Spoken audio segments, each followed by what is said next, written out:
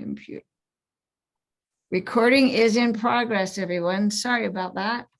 Welcome to our meeting today. What we're going to do is talk about, there's a new screen casting tool that's available on Chromebook. So I'm going to kind of go through that with you. Afterwards, I think Corey's online here. We'll open it up to secondary teachers, see if there's any Canvas issues or questions.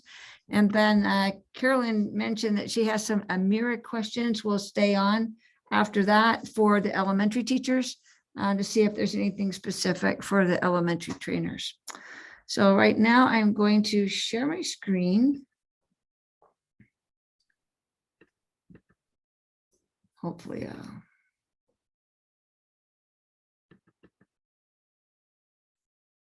okay.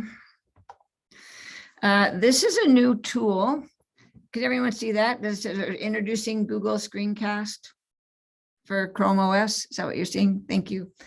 So this is a new tool. You have been able to do very limited screencasting on a Chromebook before, or you downloaded an app, a Chrome extension such as Screencastify or Loom. This is a new tool that's built right into Chromebooks that's accessible to students and teachers. You don't have to add any extensions or turn anything on. It's just right there. It's very easy to use. It's a little bit limited. I didn't want to do this Zoom call from a Chromebook to show it in action. So I've just taken some screenshots to show you what it looks like, but we've been testing it out. So this is just a screenshot of my Chromebook screen. So if you look down in the lower left corner, that is where you open up the apps that are available. So if it's not showing on the Chromebook shelf down here, you'll want to open it right here with this little app finder. And once that opens up, this is what the app looks like. It's called Screencast. If you want your students to use it, or if you think you'll use it, I would suggest right-clicking on the app and then pinning it to the shelf. Then it will just show up on that Chromebook shelf. And that's specific to the user, not to the device. I believe somebody can correct me on that if I misspeak here. Okay, so once you click on it, you click on that little screencast. This is what comes up. These 4 windows here at the top are just little tutorials, just a welcome to what it does. There's transcript tools, how to use the marker, and then how to share the screencast. Any screencasts that you've done show down here. So you don't have to go into, even though they will be hosted in your drive, in your Google Drive, they're also available right from this, this main page. To create a new screencast, you're just going to click on this button, new screencast. And you'll have some options right here. There's not a ton of options. Again, this is like an easy peasy quick tool. So you can these are your camera options. You can do full screen, or you can do a partial screen where you drag and drop to get the part of the screen that you want to record, or you can record the whole window. When you open up the settings, that's what's showing the little pop-up above it, where you can turn the microphone on or off, the camera on or off, or switch it from the front facing to the rear facing camera. So those are all of the settings that are available. By default, there is going to be the little picture that shows in the lower right corner of the screen, unless the camera is turned off. Once you start the screencast, you just click anywhere on the page in the screen. There's a little camera, a video camera that shows up on the screen, and you click anywhere in the screen and it starts the screencast. And then at the bottom of the Chromebook shelf, you'll see right here of the tools at the bottom, there'll be a screencast tool that shows up and a marker tool so that you can annotate the recording. And I just tried a pen that had the little stylus on the end, like you get at a conference or something, and it worked fine. I used an HP touchscreen Chromebook, and I was able to annotate just with the simplest of styluses, if it's something that you'd like to use. If you press and hold on the marker tool, you'll get the options to change color, or you can also right click. on that marker tool. So like I said, it's nothing fancy, but that's where you stop the recording, and then that's where you can have a little marker tool to use while you're annotating, and it will record all the annotations that you make on the screencast. This is after shooting. After you click the stop button, it'll take you back to the screen, and you'll see this is where your screencasts show up at the bottom of the screen there. I'll show you. So if you click on it, I'm sorry, this is a little blurry. I took this off someone else's page, but this is what makes this screencasting tool different than the other ones I mentioned at the beginning of the meeting. There's a transcript here on the right that shows up. So it makes a transcript of your narration of the screencast. You can edit the transcript. So you can either edit the text. So if Google wasn't that good at doing their speech to text, you can edit any mistakes, but you can also skip a section. So if you say skip this section of the transcript, it'll automatically take that section out of the screencast. So it's a really intuitive, easy way to edit your screencasts. So you might even say, oh, I'm going to edit the section. I'm going to take out the section, and then you'll see that as a transcript, and then you can just delete it. It actually doesn't delete it. It just skips it. The original video that's saved in your drive still will have that section. So it instead of deleting, it skips it, if that makes sense. In the link that you send out, it would skip that section. Again, this is just editing the text. The next, then if you go back to where your video is, where this is on that navigation page, you can rename it from here, delete it from here, or this is where you have your sharing options. If you click share, this is what comes up. Just like other Google creations, it's going to be private by default, or you can click share with others. It looks like students only have the option to share within Nebo, but when I did it on the staff login, I could select anyone with link can view. So you just copy the link right there. Again, if you're having your students create screencasts, they never have to go to their drive. Everything is here. They can even copy the link from right here. Now, this is the view of somebody viewing it. And let me be clear, this is only the view from a Chromebook. So it can be shared to another browser, like to a laptop or a desktop, but only the video would show, the transcript wouldn't show. So if it's shared on a Chromebook, this is what the viewer is going to see. And let me show you some detail here. What they see over here is really cool. Up here, there's a drop-down box at the top of the transcript that they can actually go in and use Google Translate to translate the transcript into any language. So when I was playing with this first, I thought, I knew I could translate it, but I was trying to translate it as a creator. You can't do that. It's only the viewer that goes in and translates it. So they're going to see that drop-down button so they can translate it. The other thing they can do is they can click the search bar right here, and they can search for any part of the transcript. If they were looking for a part of the transcript. So those are the two functions for searching or for even navigating. Maybe they're searching to edit, or they want to navigate and find a certain place. So it's Google that has broken up the video, the transcripts into little sections. I didn't find there was a way to edit the way that they've broken things up. So it's just kind of their AI that's doing that. So there's really not a way to edit that. And then again, I told you, if you go to your drive, when you start using it, there will be a folder that's created that's called Screencast Recordings. These were the names of the two videos that I made. Now, if you notice, their folders are not just videos. So in the folder is all the metadata. So it has the video that's in a .webm, I think, file, but it also has all the metadata to do the transcript and everything. So you would share, when you get that share link from the going just to that navigation page, getting that share link that I showed you before. That would bring in this whole folder. It would bring in all the metadata again, but only to look at on a Chromebook. This is a way that you could share or download just the plain video itself of the screencast. But again, it wouldn't have the transcript. That's the way it's working now. Maybe that will change in the future. This just came out this year, this fall. And as with other Google products, people start requesting features and they keep working on it. So I would suspect that this tool will see some improvements in the future. We just talked about a few things that it does and doesn't do.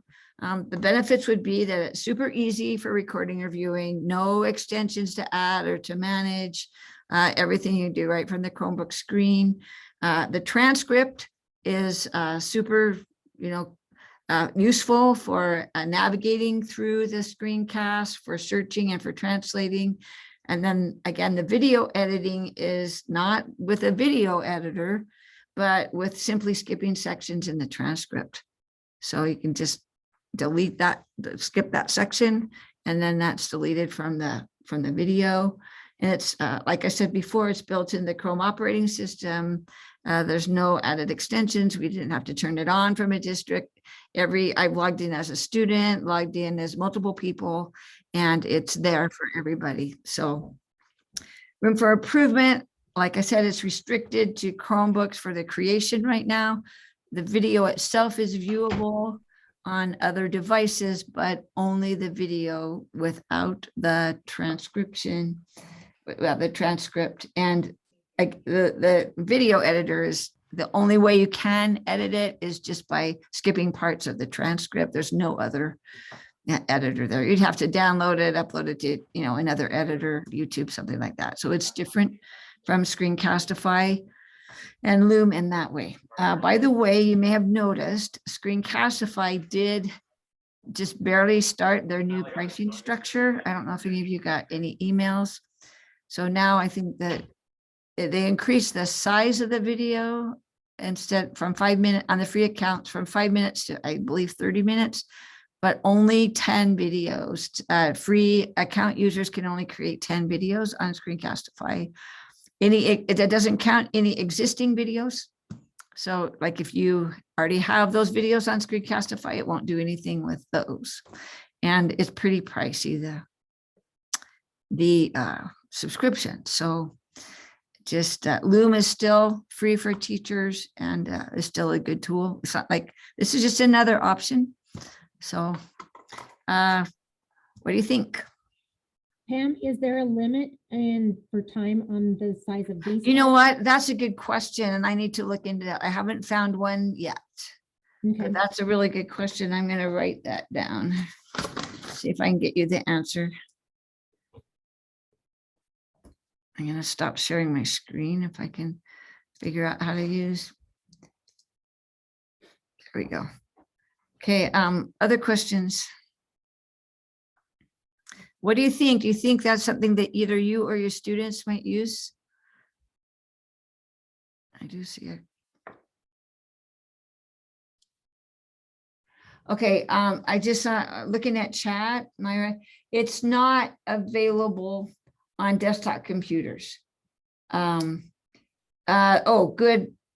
You just have to have a Chromebook that supports OS version 103 or higher. So you can just go into your settings on the Chromebook, which automatically updates and just see what version. So it just needs to be version 103 or higher. Really good questions. It is restricted to Chromebooks right now. You'd have to use one of our other screencasting apps on a desktop. We're recommending Loom right now just because Screencastify is turning to a paid app, unless you want to pay for it. Any other questions on that? Please let me know if you try it out and give it a try, or if your students try it, see what it looks like, see what uses it has. Does any secondary teachers have any questions, Canvas questions for Corey?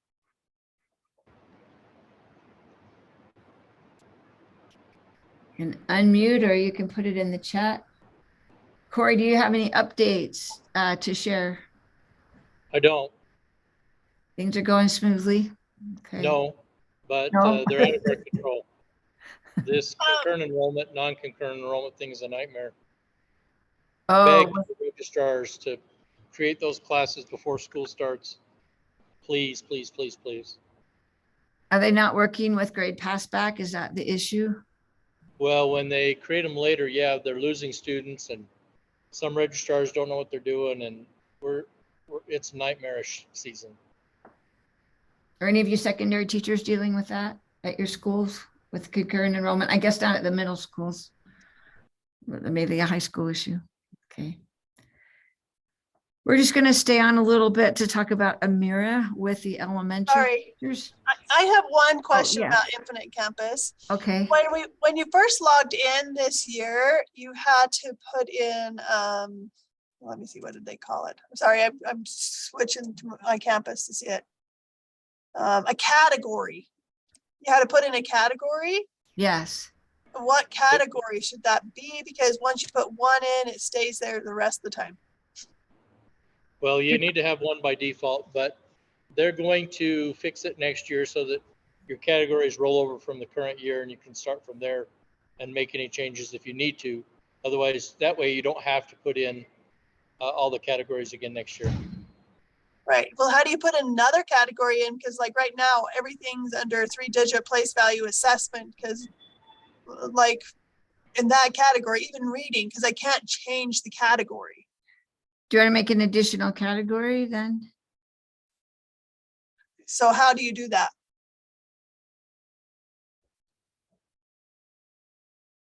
Corey, I mean, it doesn't show up on the report card anywhere. It's just in the grade book that it's like the category is math or whatever, and you're in reading. Are you, so I do Infinite Campus trainings at my school. So when you're in your grade book and you have that chevron, sorry, this is Scott talking. You have that chevron that opens up all the settings where you can see group sections, categories, and all those different lists off to the side. You know what I'm talking about from there? Yeah, for the task.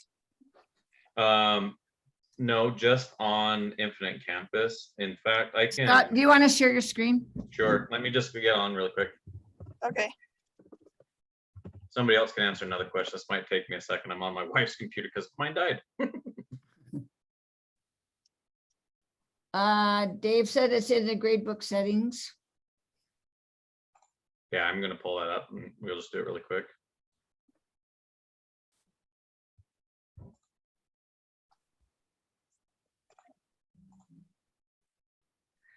Myra, just again to talk about your question, another I'm way. responding to Myra. Myra, she's gone.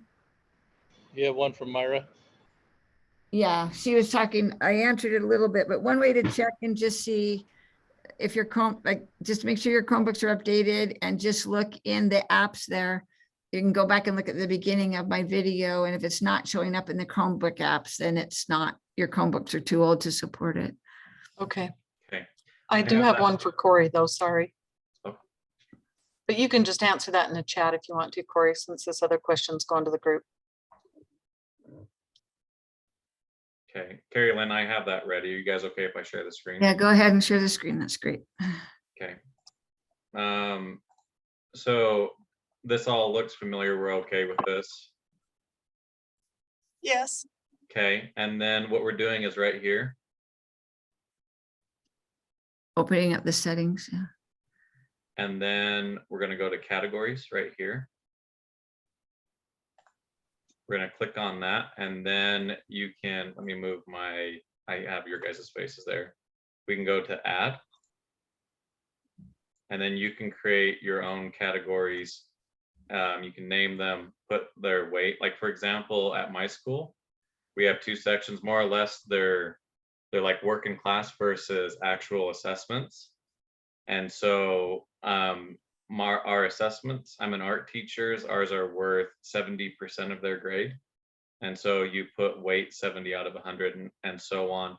And then under sequence, this is what order you want to see them in your grade book. So I have my tests first, my schoolwork, like my in-class work second, And then when you're done with that, are you, Caroline, you guys aren't using Canvas, right? No, Google Classroom, yeah. Okay. We have to put Then, it all then in. you don't need to worry about that. When you use Canvas, it will come in as a different assignment that you assign it. And mine are uncategorized, or not uncategorized. They're uncategorized.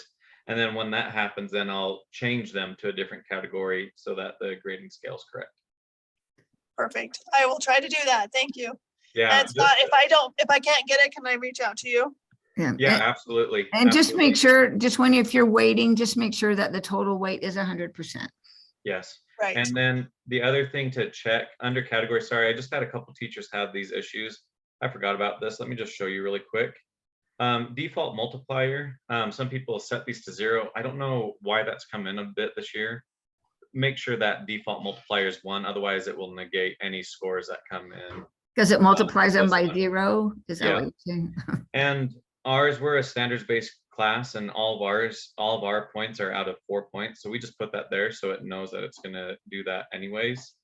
But otherwise though, that one was a little sneaky guy that caused some issues that hopefully you guys don't have to deal with. The one last thing I do want to show you though, is if you have to correlate classes together, like I have 8th and 9th grade in the same period in a group setting. If you click on a group list, you can't modify those settings. They have to be from an individual class. On an elementary level, I don't see that being an issue, but there you go, just in case.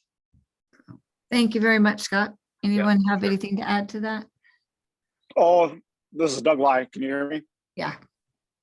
So it is nice to have categories because I can do things like drop the lowest score in a category and things like that. And so that's nice, but I just do that right before I do the report cards, and then I have to turn it back off. Otherwise, if you do drop a lowest score, then it won't show up on the missing assignment report anymore. Oh, So so I you kind of just go turn back on and the, forth. so you Yeah, just so turn that's off the drop lowest just before you do a report card. Or just before I do report card, I drop the lowest score, Right. finalize it. But then when I start the next term again, then I take Turn. it back off. Otherwise, lowest score each time won't show up on missing assignment reports. That makes And sense. it's nice. And if you duplicate assignments, if you have one that you already have and just hit duplicate, then it memorizes the category and everything like that. And for a lot of mine, I just already have the points there and things like that, and it keeps everything. And then they're all listed together in gradebook. So instead of creating a new assignment, if it's similar, I just you'll- duplicate. Yeah. So if it's my journeys, I just duplicate it, change the name and things like that. It makes it nice. Hey Doug, can you stay on for a second at the end of the Zoom call? I have a Yep. question about talk and comment. So I Yep. just remembered that. Okay, thanks. All right, any other questions from secondary trainers? Can I speak up for a second? Yeah, please. Just to go back onto the categories Mhm. with iCampus and Canvas. If you're not using different categories in your gradebook on iCampus, you can set that iCampus gradebook up in the non-campus assignment default area Right. to have all the assignments come from Canvas to automatically filter in. Then you don't have to worry about where do I categorize them from. I just find that to be easy for my classes anyway. That's an awesome suggestion. One, just kind of to add to that, David, if you change the category to in progress, then you get a lot less parent phone calls because they go look at it and they're like, oh, it's in progress. Then it's kind of a way to blame it on the computer and not you if you're not getting to it fast enough. But Before you categorize them, is that what you're saying? And they well, come in actually, from if you in- change the non-campus assignments, so you change that one, and you create a category called in progress, and it's weighted 0. And then when you're done grading them, then you just flip the category to work completion or learning target or whatever it is, and then it will calculate. But then what's nice about that is you never have grades that are done in Canvas where students say they've done the assignment, but they're still missing an Infinite Campus. then the parents still get they kind of get a progress check that the kid did do the assignment in Canvas. It just hasn't been updated by the teacher and the grade hasn't been updated yet. But that's worked Oh, well. for that's us. a But nice also tip. that Yeah. non-default one that David's talking about, it's also really helpful because it has a little button that's really convenient to click on and it tells you which ones need to be categorized. So kind of sixes either way, but both have worked out well at our school. Thanks, Scott. Anything else from secondary? I was just gonna say, I'm lazy. I don't want to have to worry about categorizing things after the grades transfer from Canvas. So I just set it up to take care of it on its own. So I think there's lots of different approaches. So thanks for sharing both of them. Anything else from secondary? Okay, secondary, you're excused. We're going to talk about some elementary issues right now. Welcome to stay on if you want, but you don't need to. Thanks for coming. We'll post this online on our website. I'll send out a link to it tomorrow. So thank you. Okay, Carolyn, you said you had some Amira questions. Yeah, so I guess my first question is the district going to push assessments out? Because we've been told that we can't do the assessment. Well, we've been told both, like, wait till the district pushes out the assessment. But then the district is waiting because headphones aren't working. So what's the Okay. timeline there? I actually figured out how to push out an assessment to my own kids, but they're calling it an assessment and a diagnostic. So I don't know if that's the same thing or not. So the best resource for those types of questions will be from your instructional coach Instructional at your coach. school. And I know Okay. they just met this morning, so they should be able to give you the latest updates. Because when you say they, that's Yeah. Celine and her instructional coach team that's actually administering Amira and the assessments. Okay, If they don't know, get back with me and we'll ask Eric, but that's the group that's been tasked with administering the actual assessment part of it. all right. And Yeah. then also when the kids do take the test, are on it, they're getting 2 or 3 lessons done, but they're on it for 30 minutes, but it only records like 3 to 5 minutes or 7 minutes of time, but they're actually on it for 30 minutes. But I mean, it's just, and maybe this is instructional coach too. So it's like, what are we doing wrong? I mean, Are everybody. are they From- finishing the lessons? They have to finish the lesson, yeah. Yeah, If they stop Oh. halfway through, it doesn't save. yeah. Oh, that's good to know. So Okay. it could be that. Okay, so they have to finish lessons, so you don't want to stop until the lesson's Right, finished. Okay, right. perfect. That's good to know. The other We're thing having is, problem I've too. had headphones for several weeks already, so I did just do just did the lessons, the progress monitoring stuff, and then I just barely switched it this week to start doing the assessment. And it let you just do that on your own, Doug? Yeah, you can do it on Okay. your own. Yeah, So we're not waiting. So, for because the I dis- wanted the kids to have some practice first Right. before they start the assessment. right. So we kind of did several weeks of practice, and then now we're doing this actual assessment. I think since every school is at a different starting point because of the head Yeah. issue, I think that makes sense to me that when a teacher's ready. And they and call it the benchmark, I think is what it's called. That's what you're doing now is the Benchmark. benchmark? Okay, Yeah, that's the term in Amira. Okay. and Doug, are your kids getting 30 minutes? If they sit for 30 minutes, I are they do. getting the timing? Like I don't know, I haven't checked recently, but I kind of just tell them, they have to read for their group first and then do 15 minutes of Amira. Okay. So, and then we just do that twice a week. That's how I've done it in my classroom.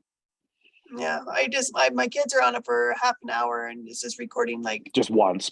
5 minutes of time. Yeah, that's Yeah. the issue there, I think, and I heard about that. Yeah, they've got to before, is finish just make the sure that they're books. finishing. So, Okay, Yeah. perfect. Okay, that's good. All right, I knew maybe a tip. That was a good tip. Thanks, Doug. Any other questions about Amira or anything else relating to elementary issues? Hey, Pam, there's a Yes. note right there in the chat about the U-block origin. Oh, So We had students on the online school and teachers that were blocked in the last few days from Amira because of the Okay. uBlock origin. And I had a few people in Canvas actually today that were blocked also, and I had to go in and either clear the cache or just turn it off. I don't know. I cleared the cache and it solved the problem. But that's hard to have a student have to go in and do that. Yeah, and it's not the Chrome cache, it's the uBlock origin cache. Oh, then you like, yeah, okay. We'll look at that. Can you go in, can't you allow it? Can't you just click on the uBlock origin extension and allow it to come through? Well, I think you could turn it off for that page, but To it turn doesn't it show off for you. that page, but that's okay. Yeah, I think that works. I But will wondered bring if that. maybe something with uBlock origin changed in the last couple of days, because all of a sudden I got 2 or 3 calls and they're not all the Okay. same. Emily, was that in the last couple of days that that happened?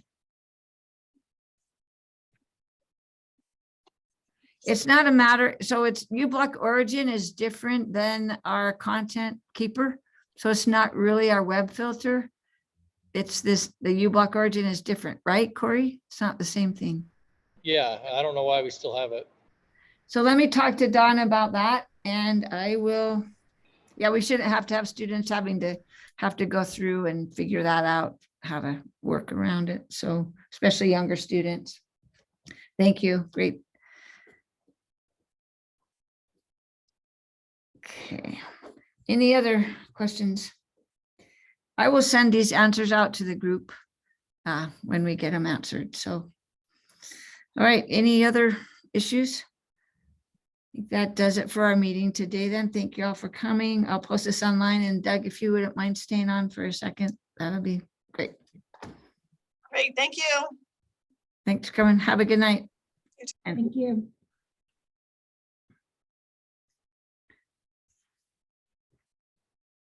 Hey, Doug, so there's a teacher at East Meadow, I mean, at Foothills that wanted to set up, the spelling tests. And Yeah. I suggested talking comment, and then today I heard from her and she said that her students, it's blocked when, like, she was able to create it, but it was blocked for her students. Is the website blocked or do they have to I haven't install tried to the use it this app? year.